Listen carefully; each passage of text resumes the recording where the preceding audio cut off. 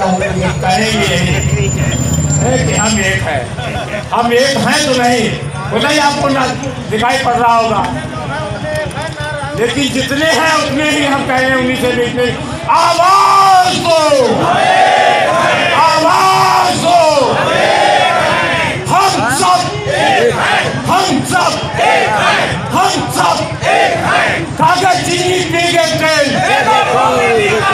कागज चीनी पीगे तेल, राशन एकता, पटना एकता, पटना एकता, गंगा की कसम, हमारी मांगे हमारी मांगे हमारी मांगे पर्दा एकता, पर्दा एकता, पर्दा एकता, हर सिस्टम की चक्कर पे, हर सिस्टम की चक्कर पे, हर सिस्टम की चक्कर पे आवाज दो, आवाज दो, आवाज दो। राष्ट्रीय महासचिव all India fair price shop dealer federation. कैसा मुद्दा है सर, आज आप जंतर मंतर आए? एनडीए सरकार की समय पर हमारे जन वितरण व्यवस्था को खत्म कर चुके हैं इस सरकार। इसके विरोध में हम लोग लगातार रूप से हम लोग आंदोलन करते आए। आखिरी समय हम लोग चेतावनी देने के लिए यहाँ पर उपस्थित हुए हैं। अनिश्चितकालीन धरना आज 1 मार्च से हम लोग शुरू किए। आज उत्तर प्रदेश की सरकार, उत्तर प्रदेश इकाई का ड्यूटी है, ऐसे हर एक प्रदेश का एक एक दिन ड्यूटी लगा चुका है। हमारी मांगे हैं जो राशन फॉर ऑल, हमारी मांगे है केरोसिन का वितरण व्यवस्था को बहाल रखो। हमारी मांगे है चंडीगढ़ पांडिचेरी में जहां डायरेक्ट बेनिफिट ट्रांसफर लागू करके पीडीएस सिस्टम को खत्म हो चुका है, इसको रिस्टोर करो, पुनर्बहाल करो आप। और चौथा मांगे है हमारी जीविका के लिए हमारी मिनिमम कमीशन क्विंटल प्रति 250 रुपया होनी चाहिए। और आखिरी डिमांड है 5 सूत्री मांगे जो है हमारी जो इनकम प्रति माह मिनिमम 30,000 रुपया मिनिमम इनकम को गारंटी दो। इस 5 सूत्री मांगों को लेकर हमारी संगठन all India fair price shop dealer federation आज से लगातार अनिश्चितकालीन धरना प्रदर्शन, भूखा हड़ताल कर्मसूची आज से लिया है हम लोग। अगर सरकार हमारी बात को नहीं मानेगी, हमारी मांगे को नहीं सुनेगी, तो अगले जो चुनाव, लोकसभा के चुनाव, इस चुनाव में हम सारे देश में हमारी संगठन के सदस्यगण हैं 5,27,322 सारे देश में जो जितना पीडीएस फेयर प्राइस शॉप दुकानदार है, उनके परिवार है, उनके कर्मचारी, उनके परिवार भी सबको इकाई बना के हम लोग आगे चुनाव में एनडीए सरकार के विरोध करेंगे। एनडीए के जोट को हम लोग हिलाने का हम लोग प्रयास रखेंगे। सर अभी कितने दिन तक चलेगा आप लोग का इधर? हम लोग चलते रहेगी जब तक सरकार नहीं मानेगी, चलते रहेगी। हमारी 36 प्रदेश केंद्र शासित अंचल है, आज से कम 36 रोज तो होनी चाहिए मिनिमम। और क्या ऐसे मुद्दे हैं आप? हाँ जी, और क्या ऐसे मुद्दे हैं और क्या प्रॉब्लम्स हैं? प्रॉब्लम्स तो हर एक प्रदेश का हर एक किस्म का प्रॉब्लम है।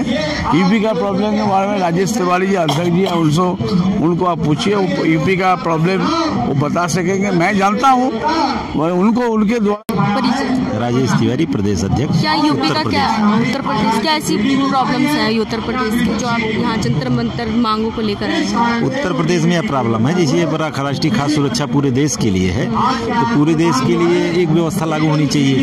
जब पूरे देश में एक ही रेट है, एक ही व्यवस्था है, तो कमीशन भी हर जगह अलग अलग है। हम लोग चाहते हैं राष्ट्रीय स्तर पर जो भी पैमाना बना हुआ है, 200 रुपया कुंटल कमीशन अगर दिल्ली में लोग दे रहे हैं, तो उत्तर प्रदेश में भी 200 रुपये कुंटल कमीशन मिलना चाहिए, डोर स्टेप डिलीवरी मिलना चाहिए, 30,000 रुपये मानदेय मिलना चाहिए। इन्हीं सब मांगों को लेकर हम लोग यहाँ धरना प्रदर्शन कर रहे हैं। इस सरकार अगर हमारी मांग पत्र नहीं सुनती है, हमारी मांगों को नहीं सुनती है सरकार, तो हम लोग लगातार हर प्रदेश एक दिन यहाँ धरना अनवरत करता रहेगा और हम इनका चुनाव में भी विरोध करेंगे।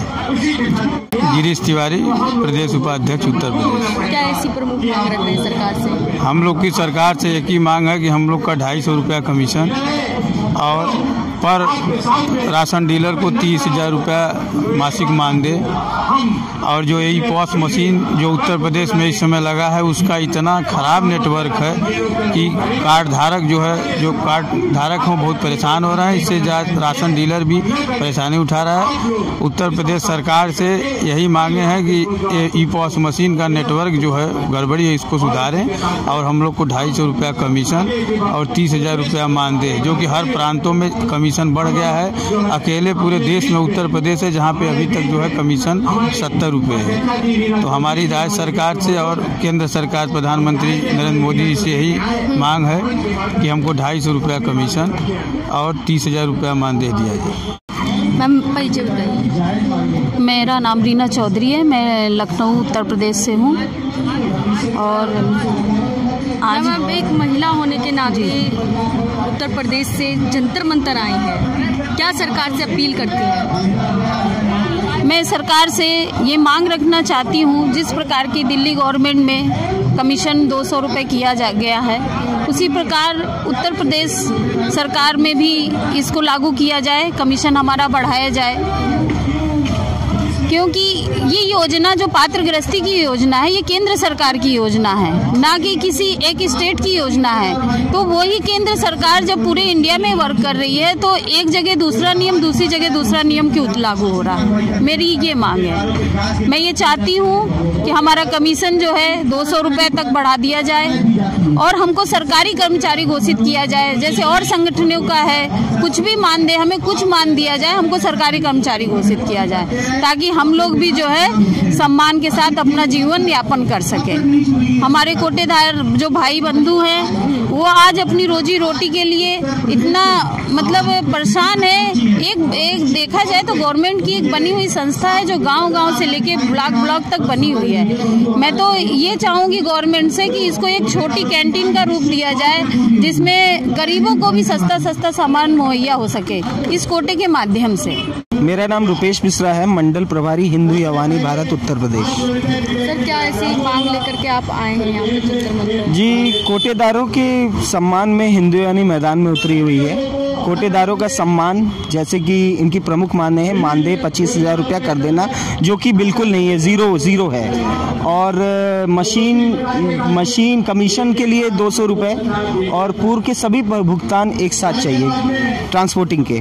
ये इनकी प्रमुख मांगे हैं, जो कि विगत कई वर्षों से कोटेदार अपनी मांग उठाता आ रहा है। सरकार आई गई, दूसरी सरकार आई गई, लेकिन कोई भी सरकार कोटेदारों की मांग को लेके सीरियस नहीं है, सीरियस नहीं है। और आप ये मांग जो रख रहे हैं, ये मांग कहीं और किसी मंत्री या मुख्यमंत्री के पास लेकर? जी, मैं गृह मंत्री श्री राजनाथ सिंह जी के पास गया। उन्होंने मुझे साफ कन्नी काट ली मिलने, उन्होंने साफ मना कर दिया मिलने के लिए। उन्होंने कहा कि ये मुख्यमंत्री स्तर का मामला है, आप मुख्यमंत्री जी से मिलिए। मैं मुख्यमंत्री जी से मिलने गया और मुख्यमंत्री जी ने साफ मना कर दिया कि मैं कोटेदारों से नहीं मिलूंगा, ना ही इस मान के, और मेरी जो दी गई जो एप्लीकेशन था, फाइल था, उन्होंने उठा के फेंक दिया। कब की बात है? ये 1 महीने पहले की बात है। एक बार और मीटिंग हुई थी, तो उस मीटिंग में मैंने इनकी सहायता करने की आवश्यकता की थी, लेकिन उन्होंने साफ मना कर दिया। तो आखिर कब तक? आपको मैं जानकारी दे दूं कि FCI गोदाम, जहां से कोटेदार माल उठाता है, गल्ला उठाता है, वहां किस तरह से धांधलेबाजी होती है और झेलता कौन है? कोटेदार। वहां घटतौली होती है, राशन कम दिया जाता है, उसके बाद कोटेदार इसका वितरण करता है, तो उसके पास ऑलरेडी जब कम राशन है तो वो क्या बांटेगा। और जब ये कहा जाता है तो वहाँ FCI गोडाउन वाले बोलते हैं कि जी हमने तो आपको पूरा राशन दे दिया, ऊपर से चोरियां हो रही हैं और कोई भी गाज गिरना होता है, अगर कोई कोटेदार इसके खिलाफ आवाज उठाता है तो प्रशासनिक तौर से इनको तोड़ने की साम दाम दंड भेद कुछ भी लगा के इनके ऊपर एलिगेंस लगा के इनको जो है इनका मनोबल गिराने की कोशिश करती है। और इसी कारण हर कोटेदार क्षुब्ध है, रुपया एक पैसा कमाता नहीं है, सिर्फ जनता के लिए, जनता के सेवा के लिए कोटेदार मेहनत करता रहता है, राशन गरीबों को राशन वितरण करता है और चोरियां ऊपर से होती है। इसीलिए कोटेदारों की ये मांग जायज है कि मानदेय 25,000 रुपया किया जाए। आखिर कोटेदार को भी तो कुछ सैलरी मिलनी चाहिए, जो अगर सैलरी हो जाएगी तो ये सारी बातें खत्म हो जाएंगी। और डोर स्टेप डिलीवरी प्रमुख, डोर स्टेप डिलीवरी जिस दिन से शुरू हो गई और डोर स्टेप डिलीवरी करने पे जो भी भाड़ा देना हो वो कोटेदार के पॉकेट से जेब से ना जाए, वो FCI उठाए। हिंदू या वानी कोटेदारों के सम्मान में खड़ा है, आखिरी दम तक लड़ाई लड़ेगा जब तक कोटेदारों को इनका हक नहीं मिलता है।